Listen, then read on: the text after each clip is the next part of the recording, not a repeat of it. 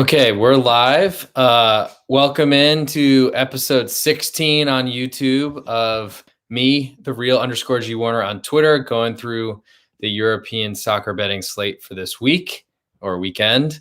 Going to start as usual in England and we go through each match of each of the countries. So we got English Premier League, La Liga, Serie A, League, and then also the DFB Pokal semifinals cup. I'm not sure how much it's going to be there, but there are two matches, so might as well go through them. So as we always do, start where the money is. So starting in England, looks like Southampton is a half a goal underdog at home to Leicester. Really hard to say anything positive about Southampton at this point. They've just struggled so much, and I really don't think that they're any good, / their strategy doesn't really make a lot of sense based on who they are. So they're going to press relatively high. I guess they need to do it to try to score goals. They haven't scored goals for a long time and really struggle to do so anyway. Leicester had a rough patch for about a month or so, but have kind of pulled themselves out of that, played pretty well, had a good comeback victory against Crystal Palace, who had 16 days off and somehow showed up sharper in the first half than they did in the second half when they should have been rusty, should have been flipped. Anyhow, currently Southampton with all the juice on their side, so it looks like it might even fall to a quarter. That seems really low. So I'm an underdog better, but ultimately there's not really anything I want to do with Southampton at this point, as I'm pretty much have sold my interest in their manager, Hasenhüttl, and his strategy, and then also their team. I think if anything, I'd like Leicester in this one, gun to my head. Moving to Saturday, Crystal Palace host Manchester City. Currently Crystal Palace getting 1.5 goals at home with most of the juice on their side. That might flip by the time this game kicks off because Man City gets a ton of respect. And I'm not sure that Man City deserves a lot of respect at this point. I think considering where they're rated, they probably are overrated rather than underrated at this point. Obviously, they're a great team.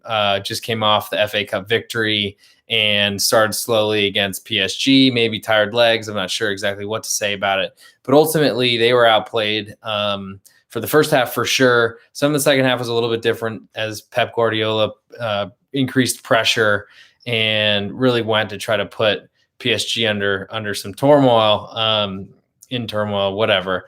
And then they got a very fortunate goal on a cross that wasn't meant to be a shot that somehow found its way in, and then got a really stupid foul from Gay, who then also they didn't jump right in the wall and kicked it right through. It's unbelievable that they somehow escaped Paris with a 2-1 road victory, which is huge for Man City and their Champions League title hopes, trying to get that first notch in the belt.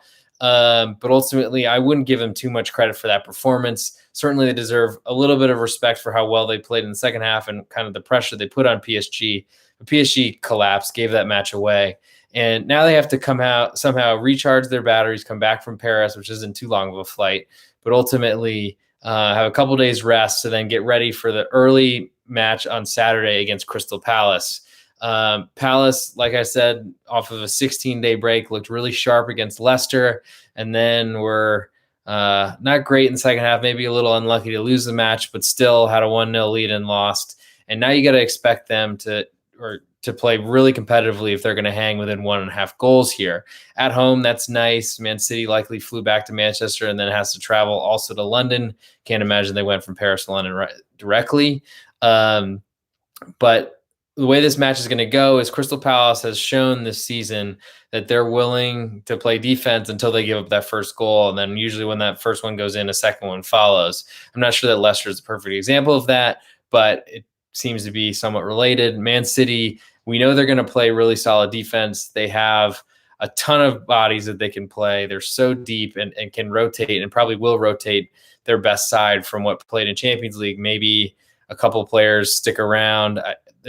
The league's still not done yet, but ultimately it's almost in the bag. So I would think that Man City and Pep will be rotating as much as they can in this match, which should be good for Crystal Palace. But ultimately, there's not much of a drop off when Man City goes to back up attackers. That's, I think, been the same in the case for years. And I think now this year they've had a solid defense as well. So I don't think that's going to be a problem either. So if you're going to bet Crystal Palace in this match, considering how easy the late goals come after that first goal is scored, you really need Crystal Palace to score once or to keep Man City off the board for a long time. I'm just not sure I trust the Crystal Palace defense to do that. Certainly players are fighting for contracts. Their contracts are expiring. The manager's contract's expiring. There's a lot of potential for these teams to be on the beach, but also could be fighting to see where their next job is, where their next paycheck is, where their next health insurance is. So I could see some interest in Crystal Palace here based on the number, but I don't see them winning this match, and I think it's going to be hard if they lose to hang and only lose by a single goal. Next, Brighton host Leeds Saturday morning, second game. Brighton currently giving a quarter of a goal to Leeds, with most of the juice a little bit more on the Brighton side. Surprised to see this number, to be honest. I think I was expecting Leeds to potentially be an underdog here, but Brighton's really shown what they're really good at this season. They did smack Leeds around the first time they played, or maybe beat them handily, or Leeds didn't have a great match, whatever.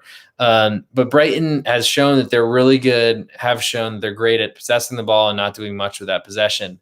Leeds wants to spring forward, go as much as they can, play one-on-one defense, and really try to overwhelm you with their pace, speed, tempo, and maybe their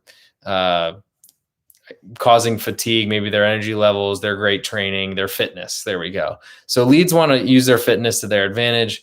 I don't really see how Brighton deserves to be a favorite here, despite being at home. No crowd, I don't think yet. So I'm not sure that makes a huge difference. And ultimately, Brighton have to win here to at least to cover the spread. A draw wins half your bet. And Leeds, I think, is a really maybe even just as likely to win this match here. So I'm interested in them. Certainly, there are some flaws with Leeds. They've shown to be a little more pragmatic recently against the bigger clubs, and this is probably a perfect scenario for them to really kind of go balls to the wall, go all out, and try to get a win. They're not really in any danger here. Brighton are almost out of the relegation spat, but are still, I think, sitting in 17th place, so they're still potentially one of those in trouble, and could use a result here, but likely a draw, pretty much picking a single point up if you're anywhere above the bottom three is, I think, going to push you towards safety. So I don't see a lot for Brighton to really push for a victory here late, especially if it's tied. And that would mean that Leeds is probably potentially on their front foot trying to get that victory, and worst case, bringing home half a unit. So I'm very interested in Leeds here. Curious to see where the juice ends up going. Definitely more interested in a half than I would be at a quarter, but still like that as well. Chelsea -1 with all the juice on their side looks like it's going to climb to 1.25. Chelsea also off of Champions League, have a little bit later of a start, but I think it's due to playing on Wednesday next week. Had a really good first half against Real Madrid, and then kind of didn't take all their chances that they had, which no one does, but they certainly had some good ones and could have put up more than a single goal in that first half. Real Madrid ended up tying it, and now they're going back, and there's a really big match coming up for Chelsea. Though Chelsea, this match might be bigger because they're certainly fighting to be in Champions League next year, and the money that comes with that is probably more important. Though if they somehow won Champions League, then obviously that would be get them in the spot. But ultimately, they're fighting. They're hanging right around that last spot for Champions League. Clearly, their manager knows what he's doing compared to the last one. And I think the last time Fulham and Chelsea played in West London, I guess this could be considered a derby, excuse me, however you pronounce that. But anyway, Fulham played really well, took a late red card, and then basically fell apart. Lost, I think, by a single goal, but deserved a lot better. Fast forward a few months, maybe that was around New Year's or something like that. Fulham is now looking like they're going to be relegated. That was not really any different from the first time, but there's plenty of time left for them to try to pull themselves out of the relegation spots. They haven't done that because they can't score. And currently at a 1-goal spread, which might climb to 1.25. If they can't score, then the best thing they can do if they do concede to Chelsea is win you half a bet and they lose 1-0. That's certainly a possibility. Chelsea will be focused on the Champions League, and I think will maybe take this one a little bit lightly in terms of not how much interest they have in the match, but I think they'll be rotating their and keeping a fresh starting lineup for Real Madrid in the middle of next week. But ultimately, Chelsea has shown they're not going to give up really any goals or many goals at that. So 1 is probably the maximum for Fulham here. And if you consider Fulham's goal scoring form, it's pretty poor, pretty weak. They don't score much. So it's looking like potentially a 1-0 victory is the best thing you can get from Fulham. If you're catching 1.25, the line climbs a little bit. That certainly would win half a unit. And I'm certainly not proud enough to scoff at that, but I think if you're going to play Fulham here, you want to have some sort of belief that they're going to keep Chelsea off the scoreboard, which I think is probably more likely than them scoring, which is unfortunately still a problem, though, because Fulham has had real trouble scoring. And if you don't score in any of these soccer matches, that second goal is a lot easier to get than the first. Last match on Saturday, Everton host Aston Villa. Currently, Everton giving a half of a goal, which makes sense. Everton's offense has not really been much to speak of lately, but Aston Villa without Jack Grealish has almost no offense whatsoever. Did pull one back and get a lucky draw against West Brom in, I believe, a West Midlands derby is what they call it. But ultimately, I think Everton's better. They have more attacking talent, even though they've been shifting lineups and playing a lot of defenders really all season. But I guess if you're going to back Aston Villa here, you'd expect to do it based on their defense and that they're unlikely to concede, because I think trusting that offense is really hard to do. Problem is not getting a full goal, only getting a half. 0-0 is the best you can do that scenario, and that's asking for a lot, I think. Next on Sunday is Newcastle hosting Arsenal. Newcastle getting a half of a goal. Arsenal with a pretty poor start to Europa League today, but ultimately getting that road goal was really important to them. Newcastle is looking like they're emerging from a really, really dangerous set of matches that they've been playing really well, getting a lot of results lately. I don't want to fall in love with the results because I'm not sure they've been really looking that impressive, but they've been getting the points that they need, and I think are looking like they're almost safe. Arsenal is going to come in and try to play as much offense as possible. Aubameyang playing in midweek as a substitute in Europa League makes me think that he probably won't start in this match. Maybe he'll come on as a substitute, or maybe they potentially save him because they need a goal at least at home to win against Villarreal middle of next week in Europa League play. And I think it was pretty quiet, the offense Arsenal had against, their showing was pretty quiet against Everton last week. Everton's got a much better defense, I think, than Newcastle, and play defensively with a manager who I think has some sort of pedigree. But ultimately, Arsenal comes in here and have to win by a goal to cover the spread. I'm not sure, like, Newcastle's been getting the results, but I'm not sure they're fully deserved based on how they've been performing. So I'm not really sure that I want to do too much with this match. Next, Manchester United hosts Liverpool, and probably the biggest match of the weekend, at least the biggest rivalry and name value, and et cetera, et cetera. But ultimately, Manchester United took a big step today in Europa League, smashing Roma from trailing, I believe it was 2-1 at home. So giving up 2 road goals to Roma was pretty embarrassing, and I think was a pretty poor performance. But ultimately, they're going to be here. They've got pretty much second place locked up, Champions League. And now that they're pretty safe in Europa League to advance with a 6-2 margin entering the second leg, I think they're in a position where they can probably go with a full lineup here and rotate in the middle of next week. Now, the question with that, though, is their legs and how much really fitness and how much availability they have. I imagine they're going to be rotating some players because this is the time of the year where you want to keep people as healthy as possible, because they are going for that European trophy, even though it doesn't really matter for getting into Champions League. Liverpool, on the other hand, is fighting for top 4. It's looking like an almost unlikely thing to happen. I think everyone's saying it's not going to happen, is jumping to a conclusion too quickly. But currently Liverpool, with most of the juice right now at Pick'em on the road, I think says something. I think is a consideration that Manchester United is going to be playing far from its strongest lineup. But ultimately, if Liverpool, I think this was a 0-0 when this was played the first leg, or first time they played in reverse fixture, etc. I think Liverpool, if they move to a quarter goal favorite, depending on what Manchester United puts out there, that's the side I'd want, as Liverpool's offense has been pretty quiet. Their defense has certainly given up some bad runs late in matches, bad goals. Wow, sorry, baseball in the background.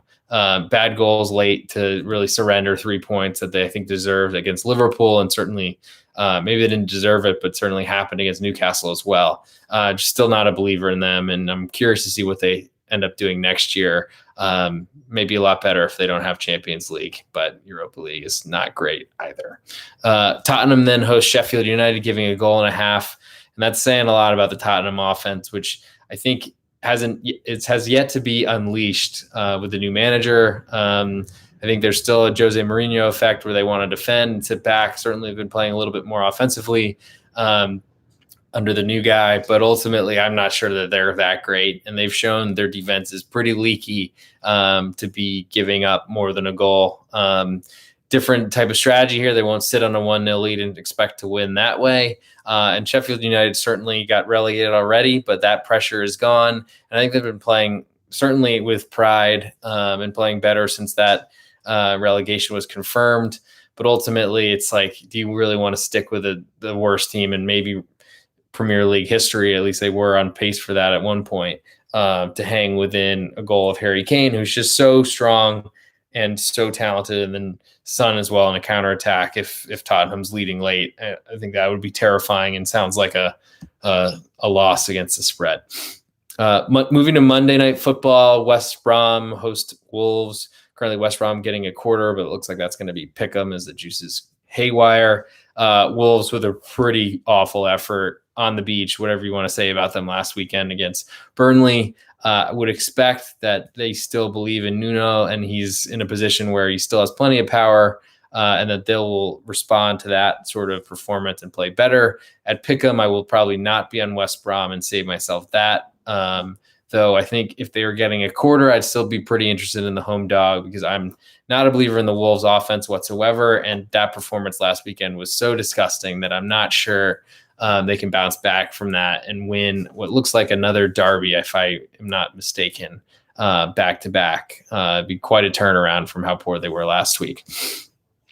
Next and last match in Premier League for this week is Burnley hosting West Ham. Burnley getting a quarter at home. Played really well, like I said, dominated Wolves last weekend, but took a huge 3-0, 4-0 lead, whatever. Took a big lead early, and that kind of settles games down, to say the least. West Ham, victims of a ridiculous red card, but luckily that's a position that they're pretty covered in, as I believe Craig Dawson returned from his own suspension to play center back. West Ham has been playing pretty well. They're a little bit different in a favorite type of situation, though, because they've been underdogs for as long as I can remember, it feels, playing against the big clubs. And they certainly have something to fight for as they're trying to get that Champions League place. Burnley, I think, is now safe, or at least almost pulled themselves completely out of discussion of relegation with that big win against Wolves last weekend. Getting a quarter, I mean, what they're going to sit back, defend in a shell, and try to play long balls over the top to Chris Wood. I think everyone knows what they're going to do. It's just how easy is that to stop? Apparently not that easy, because Burnley doesn't get relegated ever. But ultimately, West Ham as a road favorite is a big change for them, considering they've been an underdog for what feels like forever, as I've said already. I guess I'm interested in Burnley, but we'll have to think about that one a lot more, as I've really enjoyed the amount of times that West Ham is covered as an underdog going back that month or so. So that's 18 minutes on the Premier League. That's a long time, so I'm going to try to go a lot quicker through La Liga. Friday, we have Celta de Vigo hosting Levante. Currently, Levante getting 3/4 of a goal with all the juice on their side. Looks like that might fall to a half, and that's probably a reasonable price. Though Celta de Vigo's defense has not been great this season. They're front foot, try to score as many goals as you can type of side. Levante, unfortunately, his defense is pretty it's been absent for pretty much since they got eliminated from the Copa del Rey semifinal. I don't know if it was too much on their legs, or they haven't been able to play their really top tier center backs, because ultimately I think their left back and their right back, so their wing backs, have been pretty healthy. Center backs have been making big mistakes, and their goalkeepers have been decent this season, but have not been able to bail them out. And Celta de Vigo is going to put a ton of pressure on them. They're going to be on the front foot. Iago Aspas is a great creator. It's going to be hard for them to stay within a goal, I think. So it's probably, Celta de Vigo's defense is nothing to write home about either. But I think they're good enough, and I think their offensive threat is enough that I'd be worried when that's combined with Levante's defense enough to stay away from taking 3/4, especially a juice 3/4 at that. Moving to Saturday, Eibar hosts Alaves. Currently, Eibar is a quarter goal favorite with all the juice and then some on the Alaves side, so it looks like it's going to fall to pick'em. Eibar is bottom of the table. Looks like they're getting relegated. Can't score. Defense has been pretty shaky lately as well. I think either pressing forward to try to score, or it's just pressure effect or something like that. Anywho, Alaves has been playing really well under their third manager of the season. He's been a big help. And I think it's one of those things where if I can get Alaves as an underdog here, I'm going to play it. And really, I'll pay to see Ibar win a match. But I'm not sure at Pick'em that there's enough for me to do there, though still getting odds on Pick'em is somewhat interesting because if they draw, you push, and I don't know who Ibar is beating right now.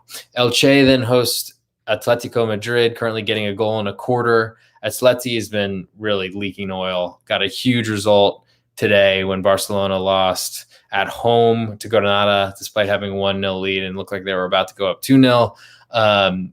Great performance in Granada, huge spoiler effect, and all just kudos to them. They're so impressive considering they're not meant to be a really big club or being really that talented, a good run in Europa League, and have really just gone at everybody they played. Defense has certainly been an issue at times, but they have scored tons of goals, and good for them.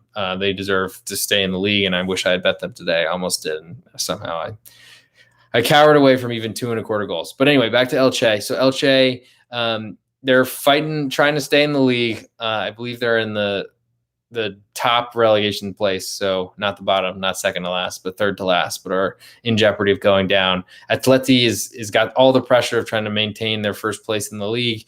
Huge benefit from Barcelona losing today, but that is what it is. And ultimately, I'm really interested in being against Atleti. The problem is Elche isn't going to offer much of an offensive threat, and Atleti has shown that they're really good at scoring that first goal, whether it's in the 82nd minute or whatever. I guess that's usually when they get the second goal. But they seem to get these like backdoor goals that really break my heart, stab myself in the heart, stab me in the throat, whatever it is. And it's brutal, but they've been pretty poor for a while now, and it's really hard to believe in them whatsoever. So I'm interested in Elche. We'll see what happens with that line, especially over 1.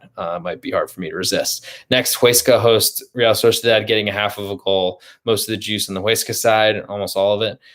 Would imagine if this one falls to a quarter, I have less interest in Huesca. Their defense just hasn't been good enough lately. They've been trying to fight their way out of relegation and trying to get points, and their goal scoring has really showed up. They've been able to score, and that's been impressive. But they've given up late goals to really punch me in the gut, like I was just talking about with Elche. I think the exact same thing happened with Elche's opponent, Atletico Madrid, last weekend. Huesca probably deserved a draw and ended up losing 2-0, which is just disgusting, nauseating, whatever. Real Sociedad, on the other hand, can score, and that's a problem for Huesca because if they're trying to play catch-up, I don't know if their offense is that good, if it's good enough, and their defense, I think, is going to struggle with keeping Real Sociedad off the scoreboard. Certainly a great position as a home dog to get a good result, and 3 points are really important for Huesca right now, and they'll certainly be fighting, but all that pressure is also not great, and I'd rather have the team that's fighting for something at the top of the league rather than fighting really for their lives, as I don't think desperation is an issue here. Both these teams really want this. I think both will show up, and I'm not sure that the want is enough for Huesca against a much better club. Real Madrid then hosts Osasuna. They're playing midweek against Chelsea, likely rotate some players. They need to go on the road and at least get 1 goal. And potentially I'm sure they're going for a victory. Osasuna, their defense has been up and down. I think we're in a pretty good stretch of now where they're actually combining some good offense with good defense. And they've pretty much pulled themselves out of relegation. Real Madrid, certainly with some eyes on midweek, as I'm sure they won a Champions League, even though they're still in the race for La Liga as well. I just don't know exactly how Real Madrid can balance going for both competitions. And I think from playing their studs, like if Benzema for some reason is not playing in this match, that's a cue to go bet Osasuna, as he's been so important to them, scoring their goals, whether they're deserved or not, creating them for others. And it's been honestly incredible. Real Madrid's offense is basically Benzema and then maybe a corner, some set piece or some mistake from the other team that Benzema usually finishes. So Osasuna getting a goal in a quarter is interesting to me, especially because most of the money will come in on Real Madrid. But I will be very interested to see what this lineup looks like, because I know that they have eyes on Chelsea in midweek, and having to win by more than a goal here is interesting to me, though. That back-breaking second goal coming late is probably in the cards. Moving to Sunday, Valladolid hosts Betis. Valladolid getting a quarter off of a kind of stealing a point, had two different goals scored to level two different equalizers midweek against Athletic Club, and that was really important for them to try to stay in the league, as that point, I think, pulled them out of relegation for the moment. Betis has been playing pretty well. Defense has been a lot better this season, and currently I think that they're scary enough where I'm not sure I want to back Valladolid only getting a quarter. Getting a half, I think, might be different. Valladolid has shown that they want to sit back and counterattack, which Betis isn't exactly designed to beat that type of thing. I mean, they've got plenty of offensive talent and can score. Their defense has been shaky at times and certainly was awful for most of last season. But I think it's one of those things where, can you really trust Valladolid to win this match if you're going to take a quarter, or you're likely looking at potentially only getting a half unit if they do draw. Next, Villarreal host Getafe. Villarreal with a good performance today against Arsenal. 2-0 would have looked a lot better at home than giving up that late road goal off of, to me, what seemed like a super soft penalty. But it is what it is. Getafe is looking like they're moving out of relegation, had a big victory last weekend at Huesca. And now are sitting in this position where they get a team who's certainly got their eyes on Europa League, because I think that's Villarreal's ticket to win the Champions League, or getting a bid in the Champions League is if they win the Europa League, and they're certainly in a position to do that. They've shown, Unai Emery has shown, I'm sure it's also really important to him to beat Arsenal, his former job. There's potentially a big potential for rest here. The question is, do you want to back Getafe, who has real trouble scoring, and their defense is questionable because they're so physical that they often pick up cards, and red cards are like not a new thing to them, to put it that way. All the juice currently on Villarreal, giving a quarter. So I'd like to see this one hit a half and see what the lineup comes out from Unai Emery, because Getafe, they haven't been on my card in a while, but this is a pretty dynamite spot for them as they try to get themselves safe.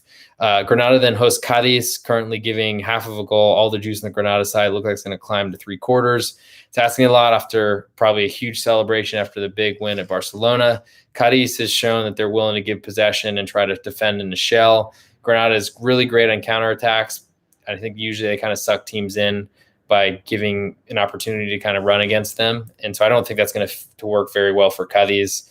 Coming off that huge victory, big letdown, and then also Granada's defense being so open and sometimes giving up way too many goals from sides that really don't deserve to put anything in the net. So Cadiz has also been playing really well, getting results. So I'm very interested in them. Last one Sunday is Valencia hosting Barcelona, currently getting a goal and a half. Barcelona should be out for blood. Short rest. Considering they played Thursday and now play Sunday, that's going to be a concern. Barcelona, though, should be able to do pretty much whatever it wants against the Valencia defense, though. And I think if you're going to back Valencia, you need them to score. And I don't know that I can really trust that, because I don't think their offense is that great and their defense is wide open. That 2-0 or 2 goals for Barcelona seems like something they can do. So if you're going to back Valencia, you're going to need them to score a goal. And then lastly, Monday Night Football in Spain, Sevilla hosts Athletic Club. Sevilla giving 3/4 of a goal with all the juice on their side. Looks like it's going to climb to 1. Athletic Club had to play midweek, squandered 2 leads. That was disappointing, but also came off a really great performance against Atletico Madrid.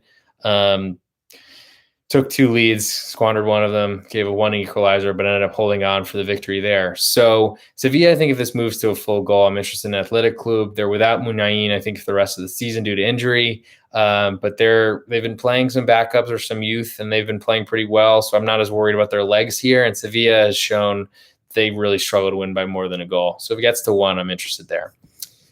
Moving along to Serie A. So Italy will start on Saturday with Verona hosting Spezia. Currently Verona giving a quarter. All the juice on their side looks like it's going to climb to a half. Spezia looks like they're safe, or at least are pulling away from relegation even talk at this point, and that's big for them. I'm interested in that side because I think they've been playing pretty well, and Verona seemed to have been a paper tiger that played really well at the start of the year, got a lot of results, and really have been fading since then.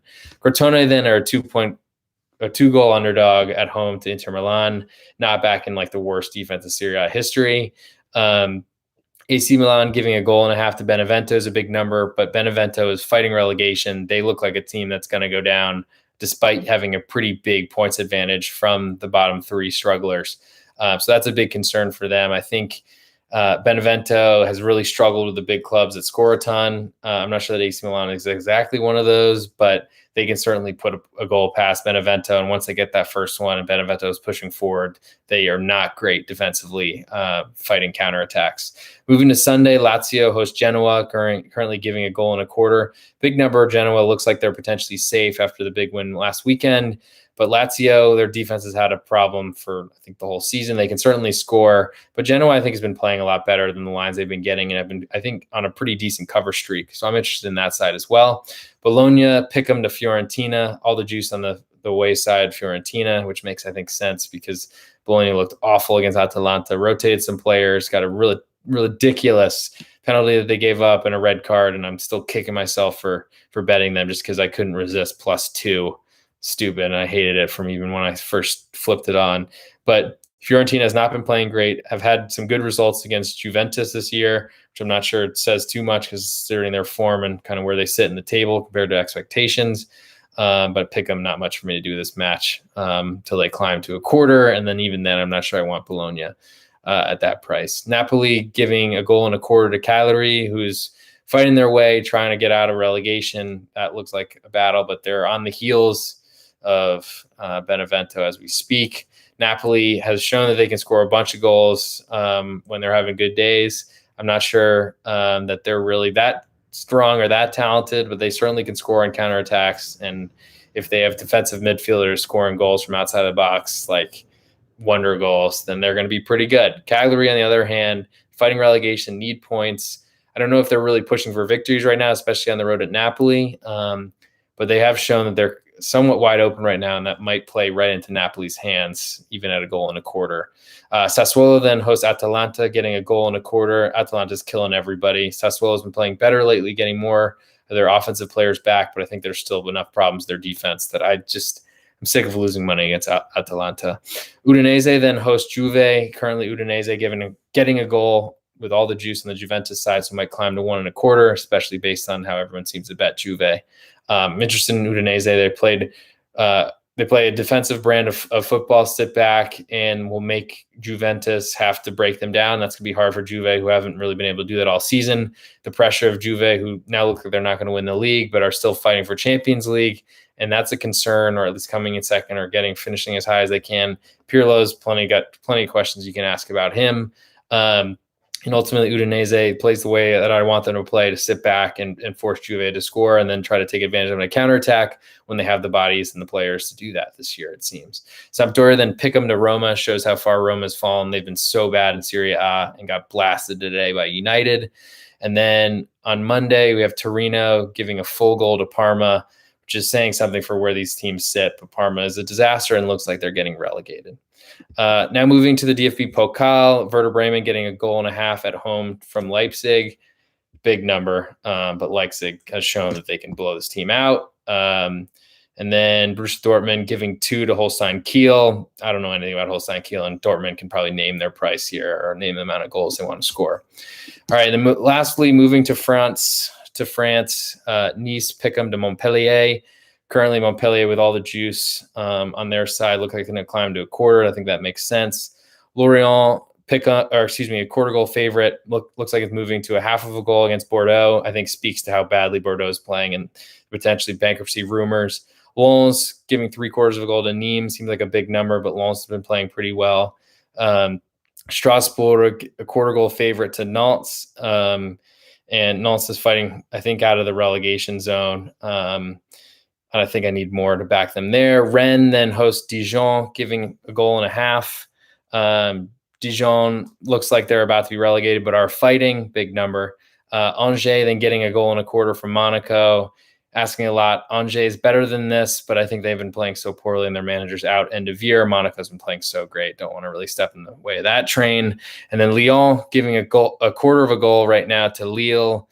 Lyon just hasn't been playing well enough. I think this is last week's lines. Great. Well, that's a waste. Anyway, so now I'm going to refresh this. Don't know how that happened. Okay, starting over real fast with the France thing. Marseille giving half of a goal to Strasbourg. big number considering how Marseille's been playing. They seem to get late goals to win matches or draw matches, but I'm not sure they're that great. PSG then giving a goal and a half to Lens. With Man City on deck midweek, I'm definitely interested in Lens because they've been playing well, and getting a goal and a half is a lot, though PSG is so strong. Seems like they're really going for Champions League, though. Lille then give a goal and a quarter to Nice. Lille's been a really good defensive side. It's a big number for them to cover, but Nice's defense has been pretty weak. Bordeaux getting 3/4 of a goal from Rennes. Bordeaux with in bankruptcy shape is a big rumor you don't want to hear, and they've been playing so poorly lately, so that's not great. Dijon getting a half from Metz with all the juice on their side. Seems like a lot, but Metz has been disrespected all season, been playing pretty well, and this is a side that they can certainly beat. Lorient giving half of a goal to Angers. He's talking about Angers not playing great, but Lorient, it's a big number for them to lay at the bottom of the table fighting relegation. Nîmes giving a quarter of a goal to Reims. Big number again for a team fighting relegation.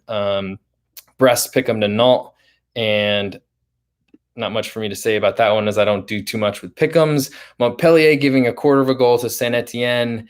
I think Montpellier is better than this, but it looks like it's going to fall to pick'em, so that interests me a little bit. And then lastly, the big one that's for the fight for Champions League or top of the table, both really. Monaco giving a quarter to Lyon. Lyon with a poor performance after blowing a 2-0 lead last weekend should be fighting pretty hard. And Monaco, they've been playing so well, but this is a big step for them after getting a quarter of a goal on the road in French Coupe de la Ligue.